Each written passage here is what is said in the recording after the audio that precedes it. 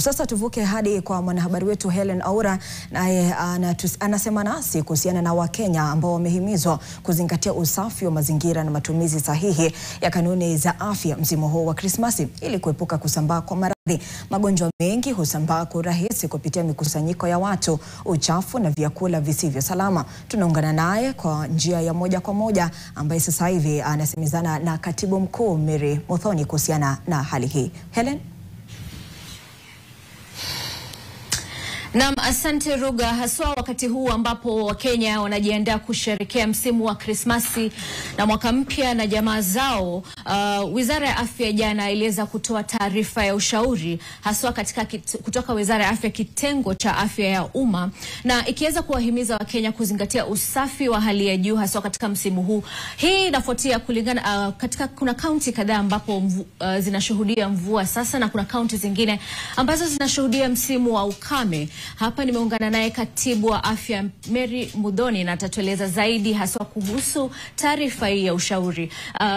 Katibu, karibu sana kwenye NTV hivi adhuhuri. Pengine tueleze zaidi, mbona jana mkatoa taarifa hii ya ushauri haswa katika msimu huu wa Krismasi?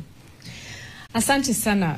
Kwanza kabisa, hii msimu wa Krismasi watu wanatembea sana, ama they are traveling from one place to the other. Wengine wanakutana katika ile ushauri wa kifamilia ama pale manyumbani, na pia unaweza kupata ya kwamba ile magonjwa inaitwa foodborne diseases inaongezeka, ama illnesses inaongezeka katika hii msimu. Na ni kwa sababu gani? Unakuta ya kwamba chakula kilichopikwa saa zingine akijapikwa ikapikika zaidi, ikapikika vizuri.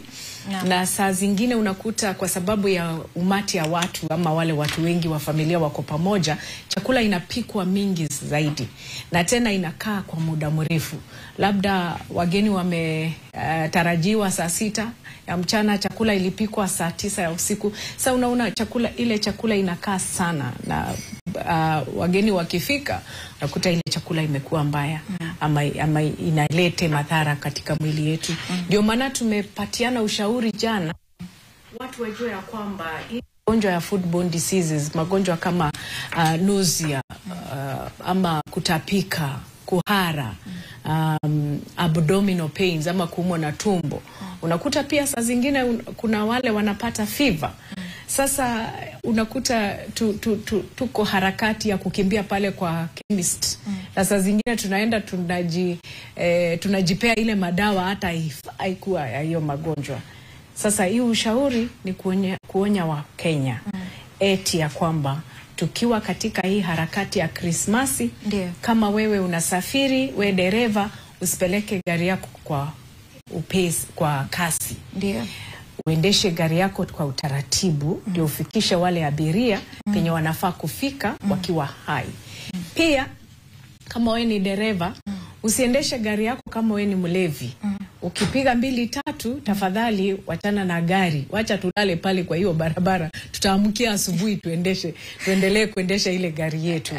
Na pia watu wakikutana pamoja, kama ni hiyo kupika chakula ikikaa sana, lazima chakula kikuliwe kama iko moto kabisa. Ndio ile germs isikuwe imepata ile chakula na tuanze kupatwa na ugonjwa. Pia pale kwenye mumenunua ile chakula, ni vyema kabisa uhakikishe kama ni nyama, kama ni ile ya kuku ama ya ng'ombe, nunua kwa ile butchery yenye unajua imesafishwa na ile iko na leseni, na pia mwenye kuuza akuwe na ile leseni. Na pia mwisho kabisa, wale food handlers, kuna ile barua wanapatiwa katika public health kuonyesha ya kwamba you are authorized kuhandle chakula. Sasa isije ya kwamba ni mtu tu ameona ni Krismasi na kuna iko pesa, anachukua ng'ombe yake anaanza kukatakata, anasema acha niwauzie. Tafadhali wacha tuhimize hiyo, ndio tuone ya kwamba hii msimu imeisha vizuri. Hatuna ugonjwa sisi, hatutaki. Hata madaktari pia wanataka kwenda Krismasi. Sasa hatutaki wagonjwa wengi katika mahospitali zetu. Asante sana Katibu kwa wakati wako. Basi Ruga na Mtazamaji, ulivyosikia, huyo ni katibu wa afya Mary Muthoni akiweza kuwahimiza Wakenya kuzingatia usafi wa hali ya juu katika msimu huu wa afya na usalama barabarani. Kwako studio, tutakujulisha mengi katika taarifa zijazo za saa 1 na saa 3. Naam, asante sana Helen Aura. Bila shaka mtazamaji, wa Kenya ni muhimu kuzingatia.